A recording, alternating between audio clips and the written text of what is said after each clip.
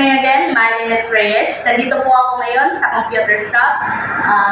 As you can see, may mga computers sa likodan ko. So, for today's video, I am going to show you and discuss what are the parts of the computer here and kung paano ito i-open at paggamit ng mga Microsoft Word at pag-save, pag-print at hanggang sa pag-shutdown nito. So, let's start! So ngayon guys, dito na tayo ngayon o i-discuss ko sa inyo kung ano yung mga available na parts dito sa computer na to. So, this is the mouse and this one is the mouse pad and this one is the headphone and this is the keyboard and the monitor. Hindi natin makikita yung monitor kasi nandito siya sa loob. At saka yung speaker na nandito siya sa baba. Sabi ng may-ari kasi hindi nila, gusto nila na masisecure yung monitor at saka yung speaker. So ngayon, punta na tayo sa kung paano ito i-open. So this is the press button for us to open the computer. So first, we need to press it. Then we will wait until it opens the computer.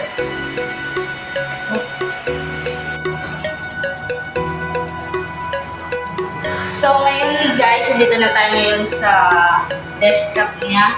So first is we need to refresh it first. Kaya para hindi maglalag yung computer at saka mas madali siyang gamitin. So first is we need to click the right side of the mouse.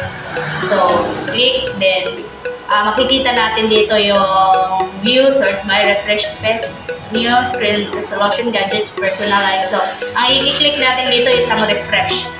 I-refresh natin siya as many as we can para mas mapadali yung gagawin natin na kung gagawa ba tayo ng documents or mag-play games ba or kahit anong gagawin natin sa computer. So after refreshing, kung gusto natin gumawa ng project, kung may pinapagawa na project yung especially sa mga estudyante, kung may pinapagawa yung mga teacher na assignments, projects, or portfolio, so hanapin natin dito yung Microsoft Word. Pero sa computer na to is makikita natin na walang Word na makikita sa desktop. So let's try to search the Microsoft Word here in the lower part, the start. Then click and search the word.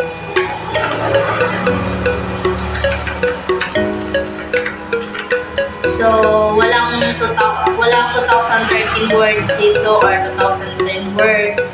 Wala tayong makikita. So ang available lang sa computer na to is the WordPad. So try natin to open the WordPad. So ngayon, nandito na tayo sa WordPad kasi walang available na Word 2013 or kahit ano pang Word na pwedeng magagawa ng mga documents. So ang available lang talaga dito is WordPad. So ngayon, hindi siya parehas sa Word 2013 na maraming mga nakalagay dito sa ibabaw na mga iba't ibang pwedeng gamitin sa paggawa ng mga projects. So, dito sa WordPad is makikita natin dito na hindi siya masyado kompleto yung mga templates na pwedeng gamitin or mga object or mga pwedeng gamitin para sa mga documents na gagawin. So first is, kapag gusto natin gumawa ng project, so kadalasan yung ginagamit na mga font style is the Arial. So hahanapin natin dito yung Arial, i-click lang natin to, then hanapin natin yung Arial black kasi hidden pa yung gagawin natin. So click the Arial black. Then for example, yung isusulat natin dito sa heading is Republic of the Philippines. So, Republic of the Philippines. Yun. Dapat pala naka-glitter to. Yun. Or kahit ano pa yung i-hidden nyo dyan. Tapos after that is, dito na tayo sa name. For example, sulat natin dito yung pangalan natin. Okay. Pagkatapos natin sumulat na pangalan natin is, doon na agad tayo sa ilalagay natin na content. So for example, reflection.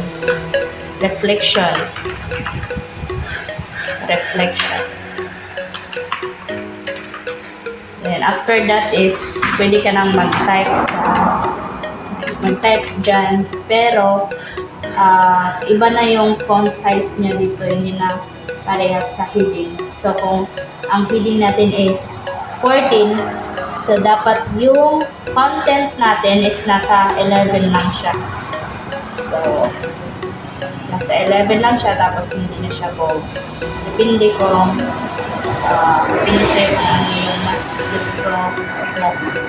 So yun, for example, natapos na natin to at saka gusto natin maglagay ng picture sa ating project. So i-click lang natin tong insert object, then click ang create from file, then browse. Hahanap tayo sa files natin kung saan natin nilalagay, kung nasa desktop ba, nasa downloads or documents. I-click lang natin yan, tsaka hahanapin na agad natin yung picture, then open, then insert. Then kapag may insert ka na picture, automatically lalabas na yan dito. Tsaka pwede rin siya kapag nasa Facebook, pwede ka lang pumunta sa Chrome at saka i-copy paste mo lang yung picture. Copy mo sa Facebook, then paste mo dito. Click the right side of the mouse, then makikita mo yung paste, then click the paste, then automatically lalabas din yung picture dito. And after natin gumawa ng kapag for example may nagawa na tayo dito, so we need to save the file. I-click lang natin itong dito na side, then makikita natin dito yung save as, then yun, save as, then dito makikita natin may mga choices dito, pero mas pipiliin ko yung sa desktop upang mas madali makita kapag hahanapin itong document. Then we need to put a file name. So for example, Reyes. Yun, Reyes.